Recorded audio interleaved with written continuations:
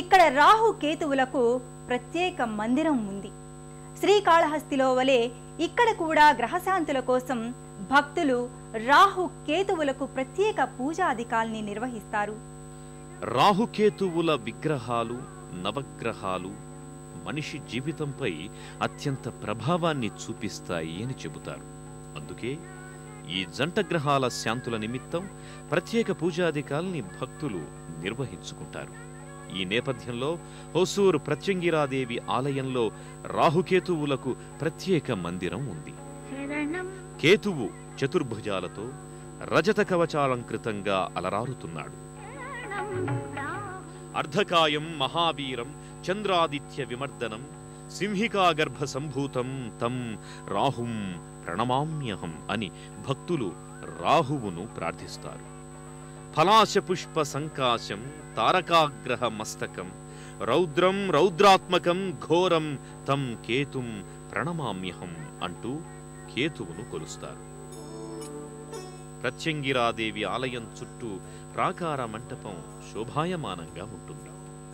ఈ ప్రాకార మంటపంలోనే పరివార దేవతల సన్నిధులు ఉన్నాయి. అమ్మవారి ఆలయానికి వెనుక వైపు వినాయకుని మందిరం ఉంది.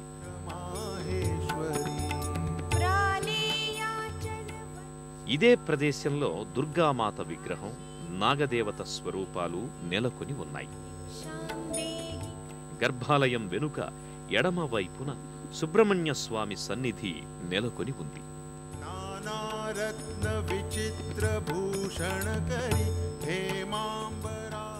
గర్భాలయం ప్రాకార మంటపంలో ఎలుమళై స్వామి గురు పరంపరకు చెందిన పలువురు గురుదేవుల చిత్తరువులు నెలకొని ఉన్నాయి. ఆలయ కుడ్యాలపై ప్రత్యంగిరాదేవి వివిధ అలంకారాలకు సంబంధించిన చిత్తరువులు భక్తుల్ని ఆకట్టుకుంటాయి.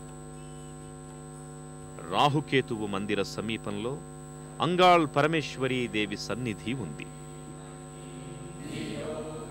రాహుకేతు మందిరానికి వెనుక వైపు అష్టదిక్పాలక మందిరం ఉంది.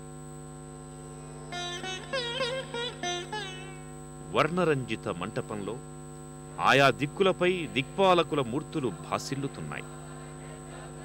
ఈ అష్టదిక్పాలకుల మందిర సమీపంలోనే హోమగుండం నెలకొని ఉంది.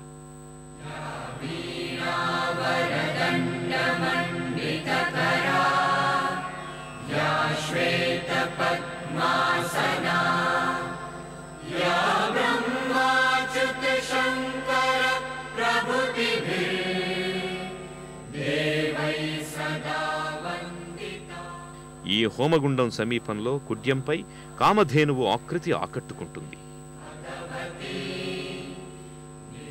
అష్టదిక్పాలక మందిరం పక్కనే ఎడమవైపు ప్రత్యంగిరామాత భారీ ముఖాకృతి గోచరమవుతుంది.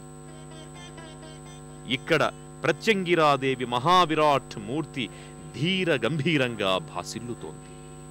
ఈ ముఖాకృతిలో అమ్మవారికి ఓ చెవికి రాహువు, మరో చెవికి కేతువు కర్ణాభరణాలుగా అమరి ఉన్నారు. నాలుకపై అసురాకృతి ఉంటుంది.